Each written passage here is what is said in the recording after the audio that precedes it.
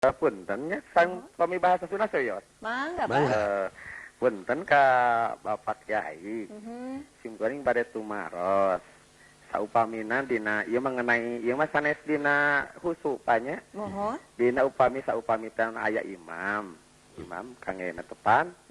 Anu hiji bacaanana teh sae tapi kirang kuninga kana maknana.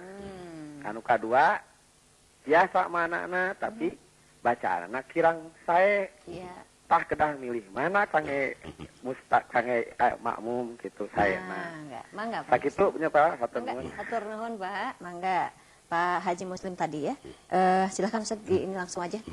Pak Haji Musri saupami urang mendakan kajantenan anu sapertos kitu langkung diutamikeun imam anu fasih anu sae makhrajna anu menguasai tajwidna sok sanaos imam bersangkutan teu acan memahami naon hartos tina doa-doa anu didugikeun dina salat.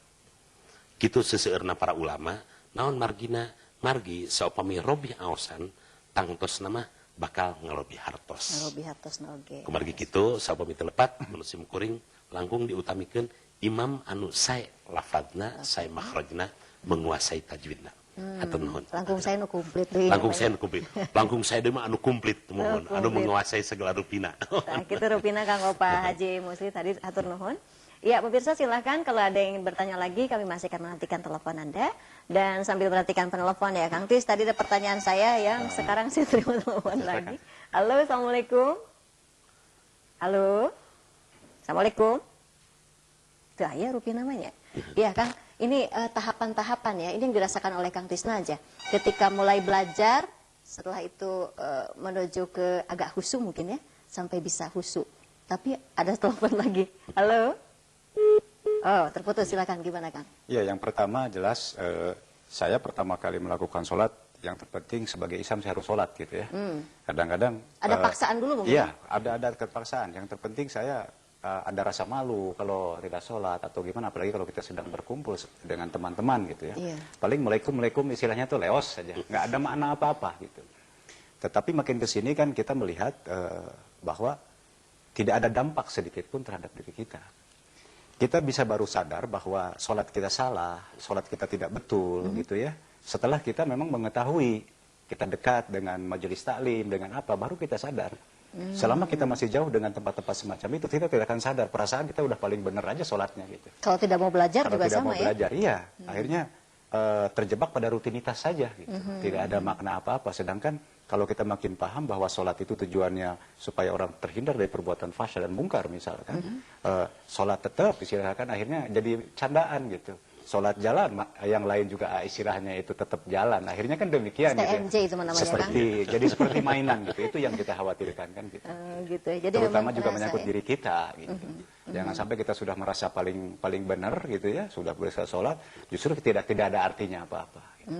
Baik ya, itu jadi mungkin ada dalam pelaksanaan juga ya. Pakai ini kalau melaksanakan sholat dengan mendirikan sholat. Sebentar ada telepon dulu. Halo. Assalamualaikum. Waalaikumsalam warahmatullahi wabarakatuh. Dengan siapa Pak? Dengan Pak Asep Pak Asep di mana? di Cicalengka. Mangga Pak Asep. Saya mau nanya ya, ini kan ini mah masalah tata cara sholatnya. Kehusuan sholatnya Pak. Bukan, ini mah secara ininya. Iya. Gini, kalau mau baca surat, surat lagi di sholat, terus kan di tajwid itu ada yang disebut namanya mad badal. Terus mad badal itu kan dibacanya itu satu alif. Terus kalau mad badal dibacanya wakaf, itu cara bacanya harus panjang atau jadi pendek gitu, jadi biasa gitu. Cuman gitu aja. Mangga Pak Ya, Asep. Assalamualaikum. Hatur nuhun. Waalaikumsalam warahmatullahi wabarakatuh. Silakan Pak Kiai langsung dibahas. Baik, Pak Asep di Cicalengka, bagaimana kalau kita menemui kalimat-kalimat yang di dalamnya ada mad badal, apabila kita berhenti di mad tersebut atau wakof. Artinya, mad badal tatkala berhenti tetap dipanjangkan. Karena apabila dipendekkan, tentu saja akan mengurangi artinya. Misalnya, kata-kata amanah. Kalau amanah artinya jadi beda. Ya. Apalagi kalau mad badal tersebut terjadi di ujung kalimat.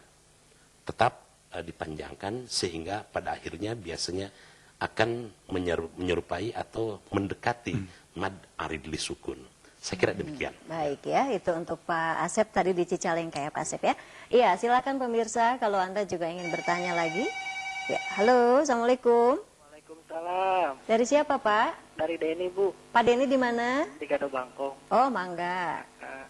Maaf Pak Haji, bade ieu naros ieu aya pas kami sama-sama ganjalnya di HT nya. Lamun abdi teh misalnya jalan ke luar kota ka mana kan tepan teh di masjid nya gitu nya. Pas kita teh imam teh aya nu kieu, aya nu awon bacaan teh nya teu sesuai sareng hati abdi gitu. Yang harusnya tasjid misalnya bismillah gimana gitu ya. Nah perasaan tuh si imam itu kurang bagus gitu bacaannya gitu. Nah itu kita tuh harusnya ngemakmum biasa gitu atau gimana gitu. Perasaan teh sok aya kumahanya enak lah gitu. Mangga Kang Denny. Gitu wae Pak nya. Assalamualaikum. Mangga, waalaikumsalam warahmatullahi wabarakatuh. Ya, di belakang Pak Denny ya. Halo, Assalamualaikum. Waalaikumsalam. Sareng saha Pak? Sareng Panjang. Panjang di mana? Di Cianjur. Mangga Pak. Ini masalahnya ada sedikit gitu temanya. Iya. Mau nanya soal dosa ini bisa nggak? Soal apa Pak? Soal dosa. Dosa. Soal dosa. Oh, dosa apa Pak? Ya misalnya kalau mencuri gitu ya kan dosa. Nah yang mencuri yang kecil sama yang besar, misalnya yang atasnya paling tinggi aja lah. Dikatakan zaman sekarang itu banyak sekarang ya. Yang malingnya lain gitu. Iya. Itu dosanya bagaimana di hadapan Allah itu sama atau enggak? Itu aja ya. Terima kasih Pak Ustaz. Hatur nuhun Bandang di Cianjur tadi. Dari Pak Denny dulu ya Pak Kiai ya. Ini tadi. Nah ini kalau kita menemukan ada imam yang bacaannya kurang pas, gimana? Kita ngemakmum atau bagaimana?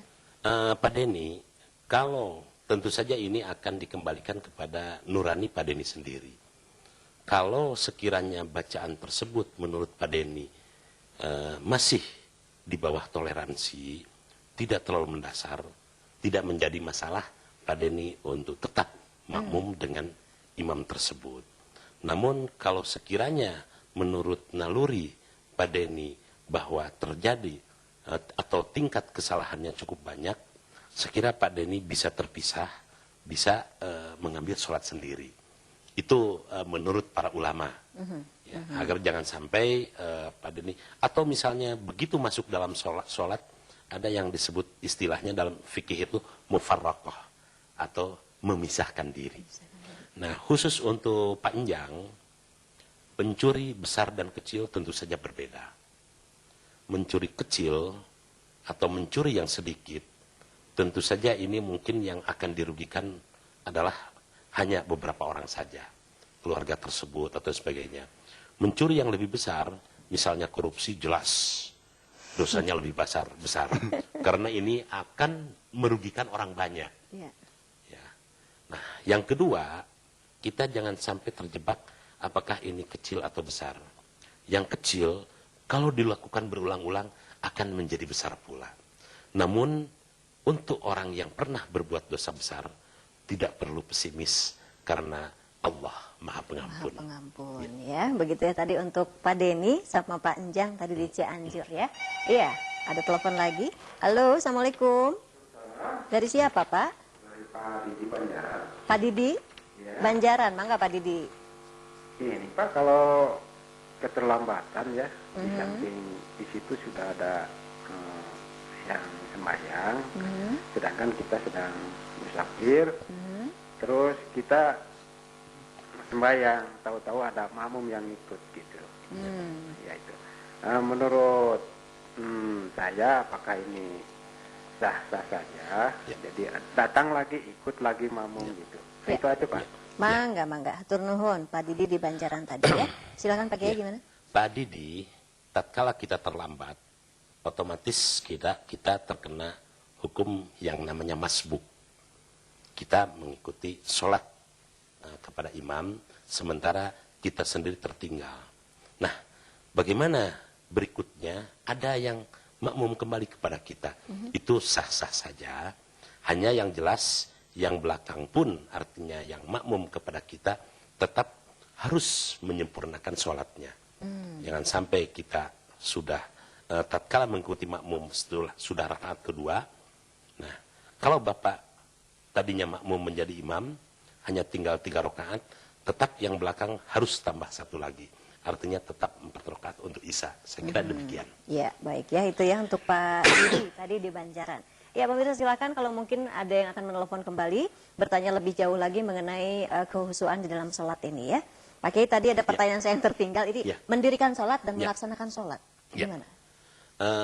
Mendirikan sholat dengan melaksanakan sholat, mendirikan sholat, ini artinya maknanya sangat dalam. Bagaimana kita menempatkan sholat sebagai bagian dari kehidupan. Ya. Sedangkan melaksanakan sudah sangat aplikatif sifatnya, Mbak Devi. Mendirikan ini dalam arti maknanya sangat dalam. Memelihara, menjaga waktunya, menjaga ketepatan waktunya, menjaga kesuciannya, menjaga kebersihannya. Itulah yang masuk dalam iqamatin, ya, mendirikan sholat. Adapun melaksanakan itu seperti kita sholat zuhur, sholat asar dan sebagainya. Melaksanakan itu lebih aplikatif sifatnya, sedangkan mendirikan itu menjadi sebuah garis besar dari sebuah kewajiban yang diberikan oleh Allah kepada kita. Nanti cerminannya terlihat juga dari perilaku kita mungkin. Jelas itu akan memberikan dampak. Ya.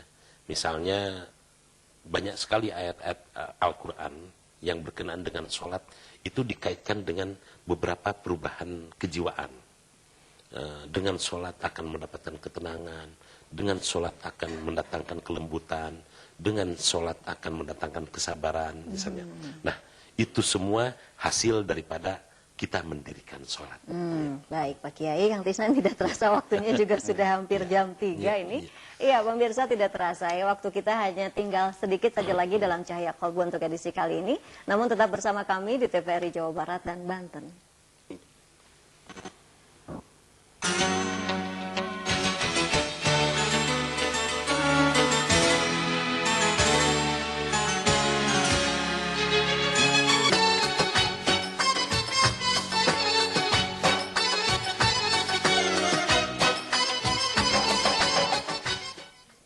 Pemirsa, bagaimana kita bisa meraih kehusuan dalam sholat ini? Tadi seperti yang sudah dipaparkan oleh narasumber kita di kesempatan hari ini, ada beberapa hal yang harus kita perhatikan ya. Selain keadaan atau kondisi badan kita, juga tempat pun harus mendukung agar pelaksanaan sholat kita itu bisa fokus, bisa khusyuk, dan kita benar-benar bisa ikhlas dalam melaksanakannya.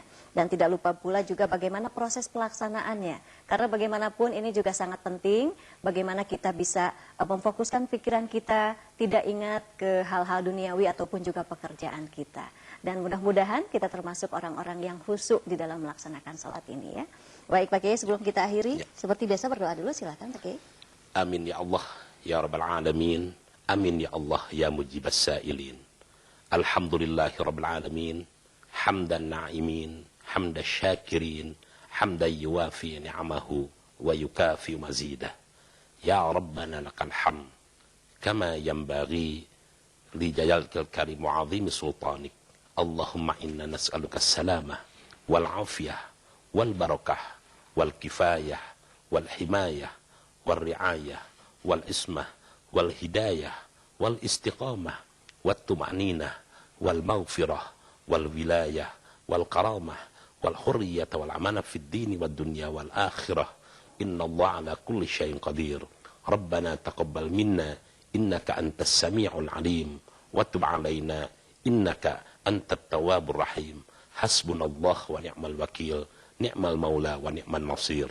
Rabbana atina fid dunya hasanah wa fil akhirati hasanah wa qina adzaban nar. Wa sallallahu ala sayyidina Muhammad wa ala alihi wa sahbihi wa sallam. Subhana rabbika rabbil izzati amma yasifun wa salamun alal mursalin walhamdulillahi rabbil alamin. Terima kasih banyak Pak Kiai. Ya, terima kasih banyak.